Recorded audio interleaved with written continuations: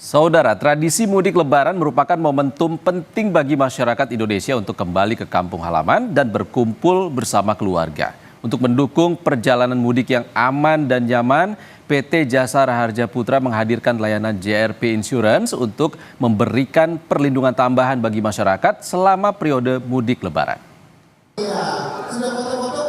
Direktur Utama PT Jasa Raharja Putra Abdul Haris menjelaskan JRP Insurance merupakan perlindungan tambahan dari layanan Jasa Raharja. Perlindungan ini tidak hanya mencakup risiko kecelakaan bagi penumpang, namun juga melindungi kendaraan serta barang yang diangkut selama perjalanan mudik. Untuk mendukung kelancaran mudik, Jasa Raharja Putra juga menyiapkan posko-posko layanan di sejumlah titik rawan kepadatan seperti jalur penyeberangan, jalan raya, dan objek wisata. Selain itu, masyarakat dapat mengakses layanan asuransi ini melalui kantor cabang, posko lapangan, maupun melalui aplikasi dan platform digital. Sehingga perlindungan bagi pemudik dapat dijangkau dengan lebih mudah. Layanan ini diharapkan dapat memberikan rasa aman dan nyaman bagi pemudik selama perjalanan hingga kembali ke tempat tujuan.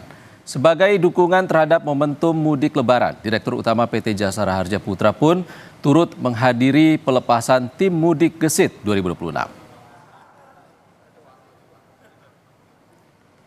Semua orang sekarang sedang berdiskusi mengenai mudik nyaman dan lancar gitu ya.